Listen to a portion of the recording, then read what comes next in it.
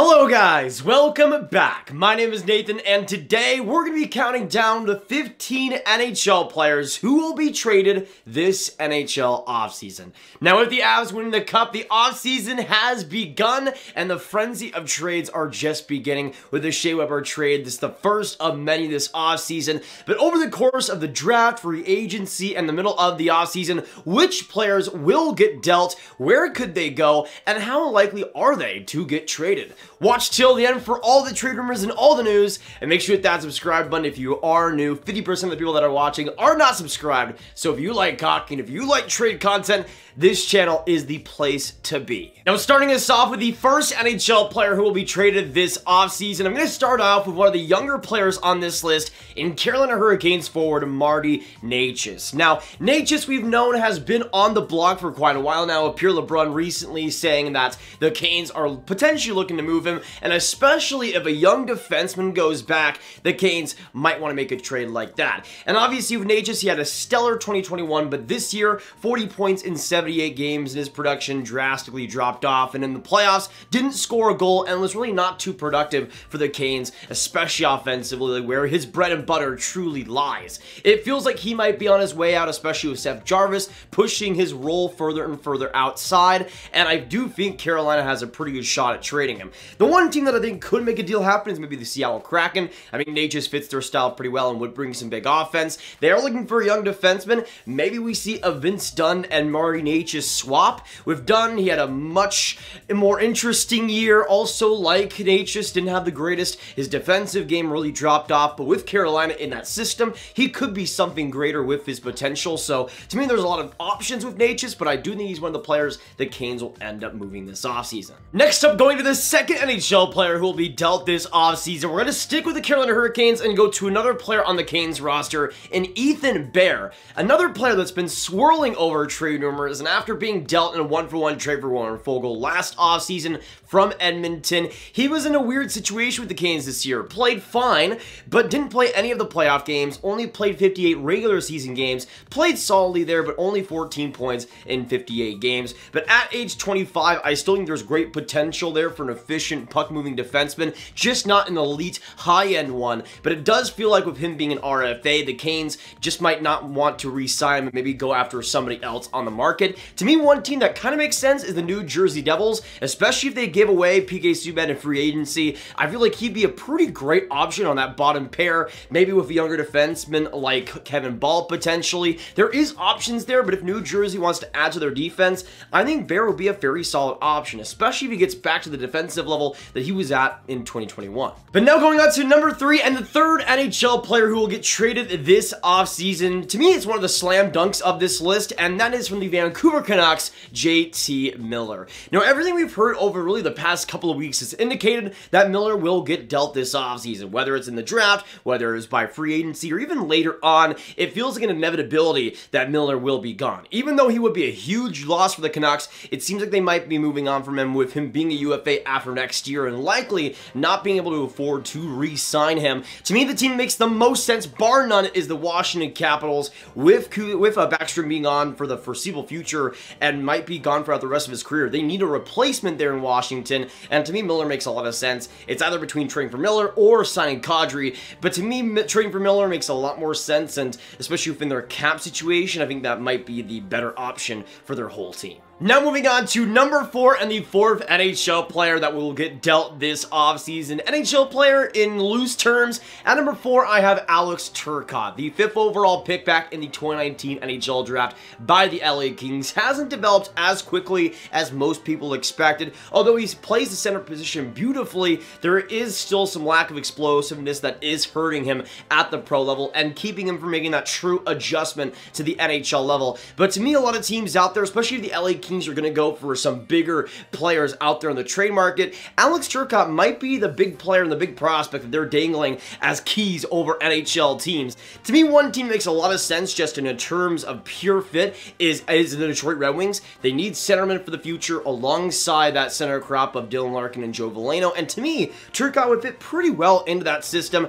There might not be anybody that LA wants to trade for in Detroit besides maybe Tyler Bertuzzi, but I think just in terms of a pure fit, Turcotte would be beautiful under Yzerman. But next up, going to the 5th NHL player who will be dealt this offseason, let's move on to again, another foregone conclusion, just like JT Miller from the Minnesota Wild, Kevin Fiala. Now, Kevin Fiala as an RFA this year is one of the guys that we've known has been on the trade block for the longest. Minnesota likely isn't going to be able to afford him on his next deal, and with their current cap situation, Fiala might be the biggest casualty that Minnesota has to leave off their roster. They would likely get a lot back, and with Fiala having such a stellar year this year, over 80 points, and at such an amazing consistent rate, they're going to get a lot back for him. Maybe we do see the LA Kings going after him and Alex Turcotte being a piece in that trade, but one thing is for sure, if Fiala is dealt, there will be some massive pieces going back, and likely in the more young direction for Minnesota that needs as much cap as humanly possible. But Fiala will get dealt, and as we saw from Elliotte Friedman just today as I'm recording this, the talks of a trade are intensifying. But now moving on to number 6, and the 6th NHL player who will be dealt. This is one of the more interesting cases. Next up, from the Philadelphia Flyers, I have James Van Riemsdyk. Now, JVR has 1 year left on his deal at $7 million. No move clause, so nothing to worry about there. But it seems like JVR is one of the most likely cap casualties for the Philadelphia Flyers, one of the more likely trade candidates, if not the most likely trade candidate on that team. This last year in 82 games, had 24 goals, 14 assists, 38 points. Still a pretty big dip in production, and especially with what you're paying him, you do expect a lot more. But I definitely expect a potential salary retention deal where Philly maybe even retains as much as 50% to get a lot back, maybe especially along the draft, maybe get some big draft picks, maybe a second round pick or something, and try to maximize that potential. But for any team out there just looking for a power play player, JVR is fantastic and would fit into a lot of middle sixes. And I'll just say this, on the second line right wing alongside Stützle from Edmonton, maybe the Ottawa Senators are a fit. Now going on to the 7th NHL player who will get dealt this NHL offseason. This to me is one of the more interesting players available that I think should get a lot more press for being available in Semyon Varlamov. Now with Varlamov, to me, if I'm the Islanders, it would be the one player I'm trading first. With his $5 million deal this next year, he'll only have 1 year left, but considering they only have $12 million to sign big guys like Noah Dobson and other big RFAs on the team, to me I think it makes a lot of sense for the Islanders, especially if they want to go for another free agents as well in this class, to trade Varlamov, get that $5 million off the books, and truly have Sorokin as the future. Maybe send it back up for $1 million and $2 million if you really want to go that crazy. But to me, one team that makes so much sense for Varlamov is the Buffalo Sabres. We know they need a goaltender, and they need one somewhat soon. And to me, Varlamov at a 1 year deal rate would be pretty solid. A 9-11 save percentage in around 30 games last year. He might not be the true starter, but he'll be a solid goaltender and still be good, and I think for the Sabres, that's exactly what they need. The only problem is he has a 16-team no-trade list, so if Buffalo's a part of that, good luck. Next up, going on to number 8 and the 8th player that I see being dealt this offseason. This isn't a guy that we've heard too much in terms of actual trade rumors on, but I think as the offseason goes on, this player might get a lot more interest, and especially at the start of the season,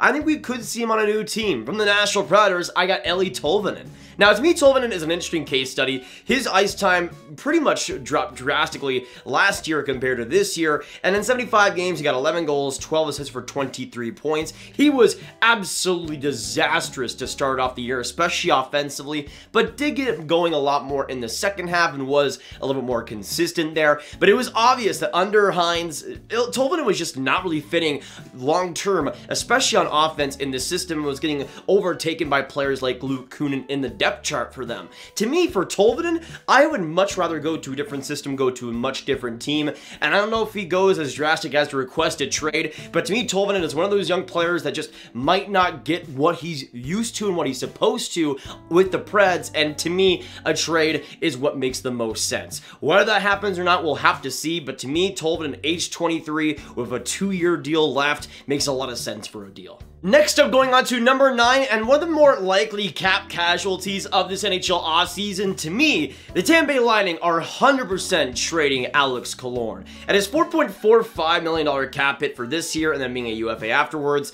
to me, he makes a lot of sense to deal, mostly because of their UFAs. The two big guys they have off their deals are Andre Palat and of course, Nick Paul. Two guys that were so influential throughout this last playoff run for the Tampa Bay Lightning, and to me, if you trade Killorn, you have a chance to at least keep one of those guys, if not bring both of them back. And to me, it's an easy decision to make. Wasn't too impactful in the regular season, and in the playoffs, he had a 16-game streak of no points that led up to the final game of the Stanley Cup final. He was absolutely irrelevant, and to me, looked kind of banged up and really broken down from all the games that he's played over the years. But to me, a team that needs a middle six grinding player who can just do so much along the boards, he had some pretty good value still, even if he only has 1 year left. To me, one team that makes sense is my favorite team, the Dallas Stars. They're kind of weak on that left side, besides Jason Robertson, and as maybe a middle six player, maybe a third line player there. To me, I think Dallas will make a lot of sense, especially with their system going forward. Next up, going to the 10th spot, and the 10th NHL player who will get dealt this offseason, and one of the more recent additions onto the trade rumor circle is Nic Hague of the Vegas Golden Knights. Now, as an RFA at age 23, to me, Nic Hague is one of the more underrated young defensemen in the NHL right now. Had a fantastic year in 2021, and even though it was a little bit less in 2022, he got more workload and was a bigger part of that Knights defense. He is an RFA, and I think the only reason why Vegas might want to trade him is because of that status and not having a contract, and with Vegas being so cap-strapped. But we did hear from Ryan Kennedy of the Hockey News that 2 NHL teams are seriously pursuing him right now, and to me, one team that makes a lot of sense is the Columbus Blue Jackets. They're pretty thin on defense, and especially thin on that left side, and to me, Nic Hague as a top 4 D-man will make a lot of sense, and Columbus might be able to give Vegas some of the freedom that they might need. Next up, though, going to number 11, one of the more interesting trade pieces of this offseason, purely just in terms of the cap situation, is Sean Monahan. Now, again, it's one of those players that if I was the GM of the Calgary Flames, I would be dealing immediately. Right now, they got Gaudreau, they got Tkachuk, they got Shillington, they got Mangiapane, tons of guys and tons of key parts of this Flames roster that they need to re-sign. And with Monahan being at a $6.3 million cap hit, being on the IR, having such a horrendous season last year, even if he might be a great glue guy and a great piece of that locker room, it's one of those cap casualties I think Calgary needs to make. But also, I do think there's a lot of teams out there that, even though he does have a 10-team no trade list, I think would love to have a player like that and like to have a locker room presence like that too. To me, one team that makes sense is the Detroit Red Wings, again needing centermen. I think Monahan will be very solid in a third line role, just really in that depth role and really prioritizing that depth role, bringing some leadership and being solid for some of the young guys. To me, it would make a lot of sense and would make that bottom 6 a lot more interesting to play against. Now let's move on to number 12, and the 12th NHL player who will get dealt this offseason. It seems like a pretty big foregone conclusion that Anthony Beauvillier will likely get dealt this offseason, which is a shame, and it is a shame how, especially in the last year or so, he's started to not really gel in that Islanders system. But at a $4.1 million cap hit for next year and 2024, this is a player that if he gets back to his game, I still think can be a pretty solid contract and a great part of any middle six. To me, one team that should absolutely be going for him is the LA Kings. I would expect in a Beauvillier trade, they likely want to have a defenseman go back to him. So one player that I do think makes sense for the Islanders is Mikey Anderson,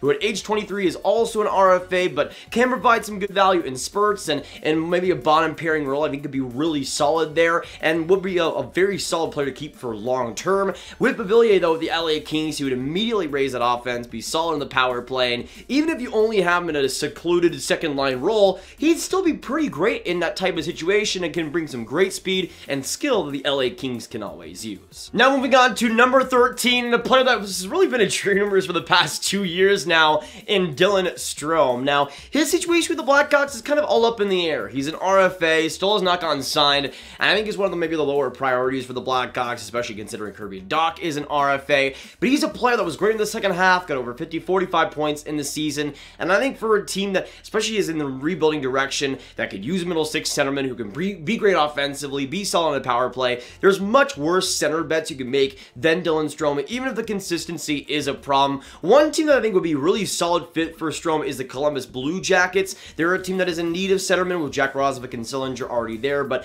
especially on the middle six, they could maybe use some more stability, and even though they're a little bit more of a defensive and forthright team, at the same time, they still have a pretty young roster, and I think Strome would fit in pretty well there. Not a perfect fit by any means, but considering he hasn't gotten dealt in 2 years, I don't think there's many perfect fits for Strome either. Now moving on to number 14, let's go on to another pretty obvious one in Jesse Puljujarvi of the Edmonton Oilers. Being an RFA and with his potential arbitration, we're going to $4 million.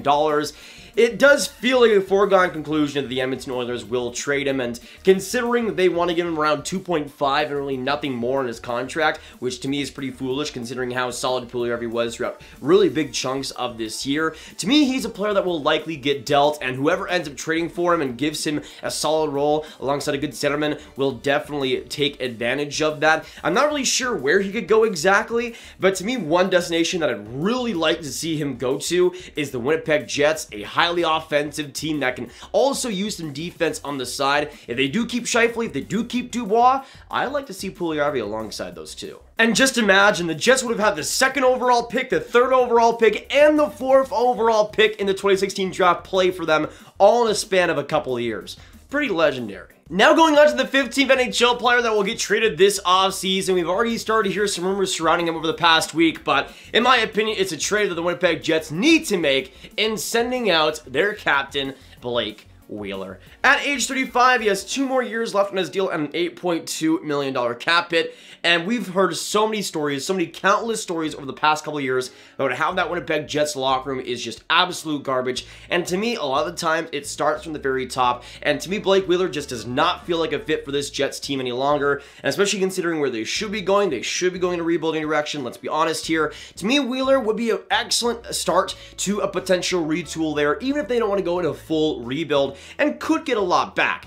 The only problem is he only has a 5-team trade list with that huge modified no move clause, so there is a big problem there in terms of the fits we could potentially see. But at the same time, Blake Wheeler is still heavily scouted, heavily wanted, and with his offense still at a pretty solid rate and his playmaking still among the league's best, there is a lot of offensive value there. I still think he's one of the more overrated NHL superstars, but I think for the Jets to trade him, it would be an excellent move and hopefully a start to a new direction. And who knows if Wheeler actually has this team on his no-trade list or not, but I'm just saying, Seattle might need some offense. But that will be it for today, guys. Thank you so much for tuning in and watching the top 15 players that might get traded this offseason. Let me know in the comments down below what you guys agree and disagree with my list, and which players do you see being traded this offseason. Let me know your thoughts and where could we see them going. Who do you want your team to trade for out of this list as well? Let me know your thoughts down below. Comment all your thoughts, subscribe, hit that like button, hit that notification bell, share this video